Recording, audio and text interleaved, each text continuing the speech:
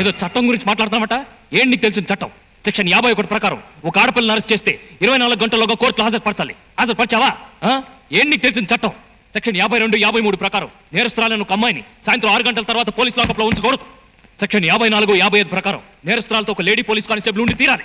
Section 56, 57 ప్రకారం నేరస్తురాలను ఒక lady officer విచారించాలి. ఇవన్నీ చేసావా? ఏంట్రా నువ్వు నాతో మాట్లాడే చట్టం? ఇండియన్ పీనల్ కోడ్ అంటే నీ ఇంటి మంచం కోడ్ కాదు, ఇక్కి తొక్కి కుక్కి చేయడానికి. మీ రూల్స్ రెగ్యులేషన్స్ ఉంటే కోర్టుకు వచ్చి మాట్లాడుకోండి. ఈ కేసు కోర్టు దాకా వెళ్తే కదా నేను కోర్టు రావడానికి. రామదాసు, ఎస్పీ ఫోన్ చేయి.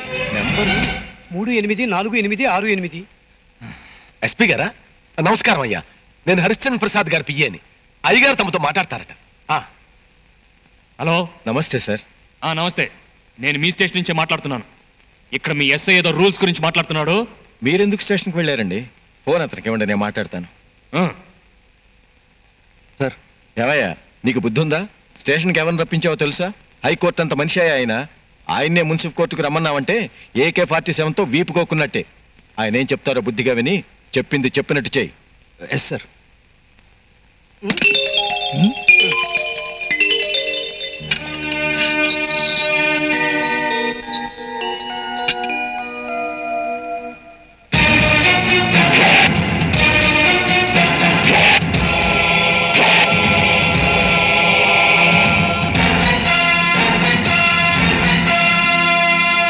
నీ మీద పంచాయతీ పెట్టబోతున్నారు.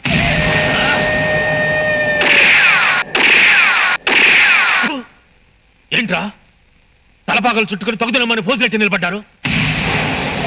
రెత్తపరికి నాయాళ్ళారా, కావలసినంత సంపదనిచ్చారు, కంప్యూటర్ బ్రెయిన్ ఇచ్చారు, కానీ పరువుని కంపు కొట్టించారు కదరా. దాన్ని కవర్ చేసుకోవడానికి సెంటు రాసుకోలేక వస్తున్నారు. ఊరి జనం హరిశ్చంద్ర ప్రసాద్ గారికి ఇచ్చే మర్యాదలో 100 కూడా లింగరాజు సింగరాజు ఇవ్వడం లేదు కదా. నా బుల్లారా, మీరు ముందే చచ్చిపోయారు కాబట్టి బతికిపోయారు, లేకపోతే ఇప్పుడు నా చేతుల్లో చచ్చి ఉండేవాళ్ళు.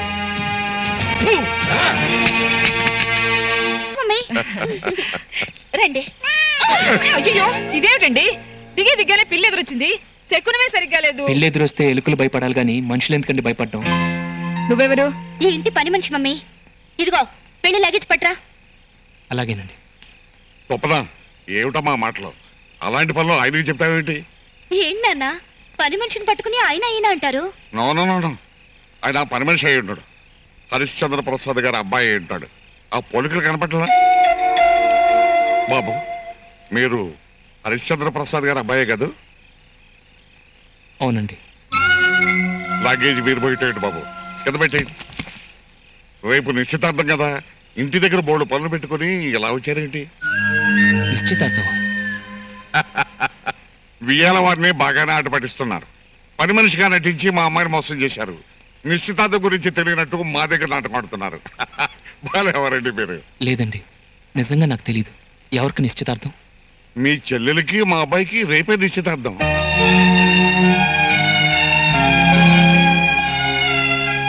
నిజంగానే నాకు తెలీదండి.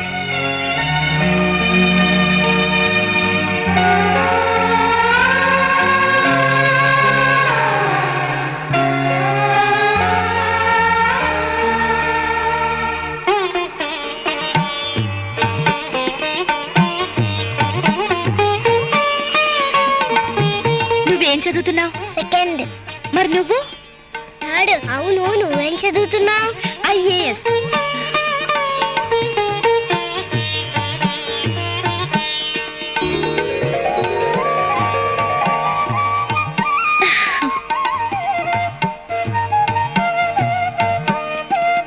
సరే, మీ భానుబాబాయ్ ఎక్కడ కనిపించట్లేదు?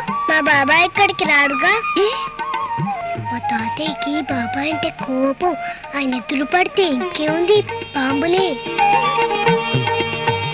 వచ్చే శుక్రవారం నాడు దివ్యమైన ముహూర్తం ఉంది. ముహూర్తం వారంలోపే ఉంది. మీరు ఇక్కడే ఉండి ఆ శుభకార్యం పూర్తి చేసుకుని వెళ్తే బాగుంటుందండి. అలాగే.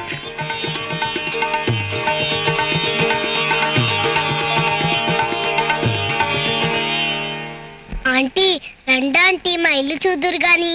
ఈ ఒక్కటి తిను బాబు. చాలమ్మా, కడుపు నిండిపోయింది. నీకు రవ్వలడ్డంటే ఎంతో ఇష్టం కదా, తిను. మీ నాన్నగారే ఈ నిశ్చితార్థానికి ఏర్పాటు చేశారు.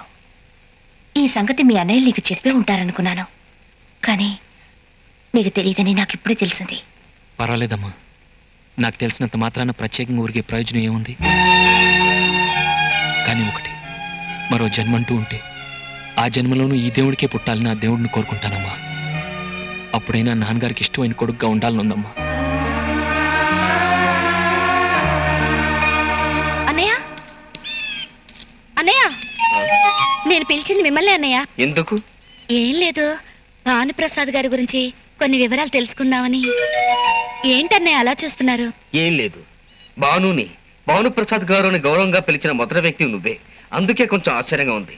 చెప్పమ్మా, అతని గురించి నీకు కావాల్సిన వివరాలు ఏమిటి? ఈ ఊళ్ళో హరిశ్చంద్ర ప్రసాద్ అంకుల్ గారిది పెద్ద ఫ్యామిలీ, డబ్బున్న ఫ్యామిలీ కూడా. మిగిలిన 2 కొడుకులు గొప్పింటి బిడ్డల్లాగే బ్రతుకుతున్నారు. కానీ భానుప్రసాద్ గారు మాత్రం ఎందుకు అలా ఉన్నారు? ఇంట్లో వాళ్ళంతా అతన్ని కాని వాళ్ళ చూస్తున్నారు, కావాలని అవాయిడ్ చేస్తున్నారు. ఎందుకు ఇలా జరుగుతుంది? భానుప్రసాద్ కథ వింటే భగవంతుడు కూడా బాధపడతాడమ్మా. భానుకి చిన్నతనం నుంచి చదువు వంటపట్టలేదు. అతనికి ఎప్పుడు 0 మార్కులే వచ్చేవి. ఈ విషయం తెలిస్తే తండ్రి తిడతాడని పలక మీద 0 మార్కులు చెరిపేసి 100కి 100 మార్కులు వేసుకుని తండ్రికి చూపించేవాడు. అయినా సరే వాళ్ళ నాన్న తిట్టేవాడు. 100కి ఎన్ని సున్నాలు ఉంటాయో తెలిస్తే కదమ్మా 4-5 సున్నాలు వేసి తీసుకెళ్లేవాడు. వాళ్ళ నాన్నకు దొరికిపోయేవాడు. భానుప్రసాద్కి మాధవ్కి పెళ్లి జరిపించేస్తే భాను ఒక దారిలో పడతాడని, బాధ్యత తెలిసొస్తుందని ఇంట్లో అందరూ పెద్ద ఆయనతో చెప్పారు. మేకపల్లిని ప్రేమగా పెంచి అమ్మోరికి బలిచ్చినట్టు మాధవిని వీడికిచ్చి పెళ్లి చేసి దాన్ని గొంతుకోయమంటావా? పాపం ఆ పిల్ల తల్లిదండ్రులు పోగొట్టుకుని మనమే దిక్కని నమ్ముకొనిచ్చింది. దానికి ద్రోహం చేయలేను. ఇందులో ద్రోహం చేయడమే ఉందండి. వాళ్ళిద్దరికీ పెళ్లి చేయాలని వాళ్ళ చిన్నతనంలోనే నిర్ణయించుకున్నాం కదా. అన్ని మనం చిన్నతనంలో అనుకున్నట్టు జరుగుతున్నాయా? మాధవి చదువుకుని డిగ్రీ తీసుకోపోతుంది, నీ కొడుకేమో వేలు ముద్రగాడు. అసలు అమ్మాయిని చేసుకోవడానికి వీడికి ఏమో అర్హత ఉంది?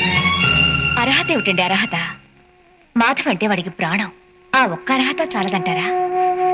మాధవి కూడా భానుప్రసాద్ అంటే ఎంతో ఇష్టం. ఎప్పుడు చూసినా వీడి వెంటే తిరుగుతూ ఉంటుంది. అవునన్న, మాధవి పెళ్లి చేస్తే అన్నయ్య తప్పకుండా మారతాడు. ఇందులో ఆలోచించడానికి ఏముందండి?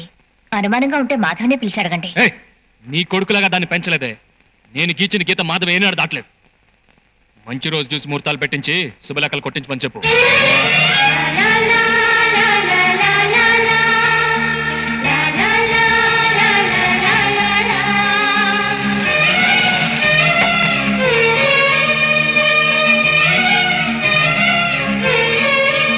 పెళ్లి ఏర్పాట్లు ఊరంతా ఆశ్చర్యపడేలా ఘనంగా జరుగుతున్నాయి. మాధవికి తనకి పెళ్లైతే పాలాభిషేకం చేయించి బంగారు ముక్కెర చేస్తానని పక్క ఊరి మావుళ్ళమ్మ తల్లికి మొక్కుకున్నాడమ్మా భానుప్రసాద్. ఆ మొక్కు తీర్చుకోవడం కోసం పెళ్లికి ముందు రోజు నేను భానుప్రసాద్ పక్క ఊరి గుడికి బయలుదేరాం. అప్పుడు ఎవరో ఒక అమ్మాయి ఆత్మహత్య చేసుకోవడానికి ఆనకట్ట మీద నుంచి నీళ్లలోకి దూకింది. వెంటనే భానుప్రసాద్ నీళ్లలోకి దూకి ఆ అమ్మాయిని రక్షించాడు. తీరా ఒడ్డుకు చేర్చాక చూస్తే ఆ అమ్మాయి మాధవి.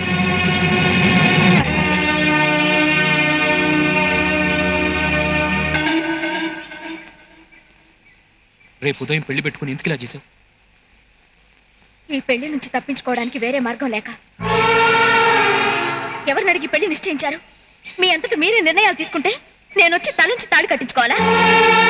అయినా ఏం చూసి నేను పెళ్లి చేసుకోవాలి? చదువా, కల్చరా, డిగ్నిటీయా?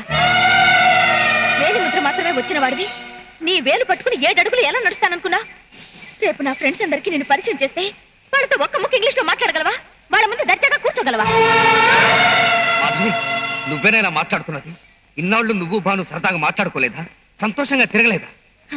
ఆ ఇంటి పెంపుడు కుక్కలతో కూడా సరదాగా తిరిగాను, సంతోషంగా గడిపాను. అంత మాత్రాన వాడి చేత తాళి కట్టించుకోవాలా? అయినా నీ చేత్తో తాళి కట్టించుకోవడం కంటే ఉరితాడు బిగించుకోవడం మంచిది. ఉరిశిక్ష పడ్డ ఖైదీని కూడా నీ ఆఖరి కోరిక ఏమిటని అడుగుతారు. కనీసం అవకాశం కూడా లేకుండా చేశారు.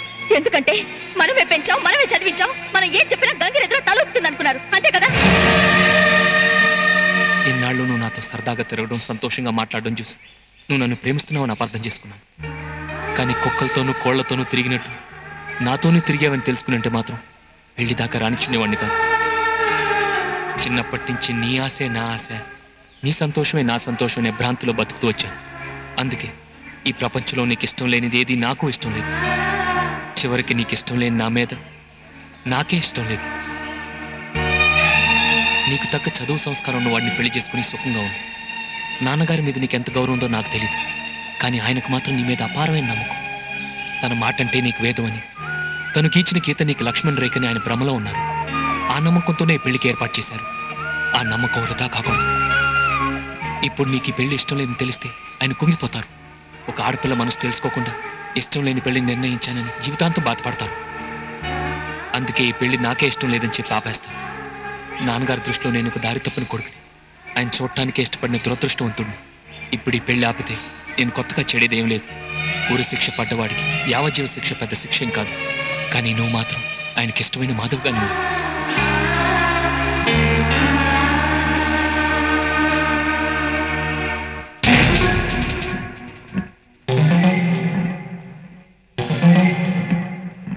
ఇప్పుడు ఈ పెళ్లి ఆగిపోతే మీ నాన్నగారి గౌరవ ప్రతిష్టలు ఏమైపోతాయో ఆలోచించావా? నా మాట విని ఈ పెళ్లిని ఆపొద్దురా. ఆఖరి మాట ఏంటో చెప్పమను. మాధవి మెడలో తాళి కడతాడా కట్టడా?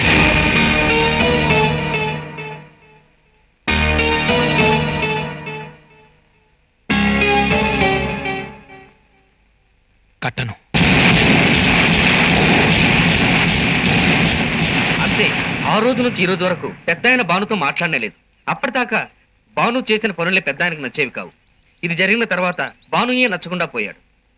తన కొడుకు ఎందుకు పనికిరాని పోరంబోకని పట్టించుకోవడం మానేశాడు.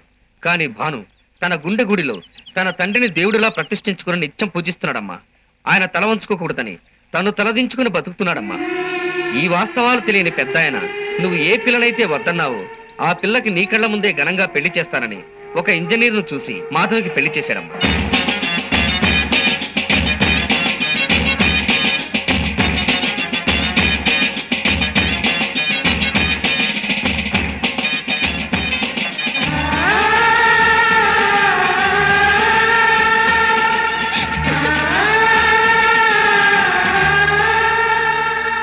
జరిగింది ఎవరితోనూ చెప్పొద్దని భాను నాతో ఒట్టేయించుకున్నాడమ్మా. ఏదో ఆవేశంతో చెప్పేశాను. పొరపాటున కూడా ఈ విషయాలు ఎవరికీ చెప్పొద్దమ్మా.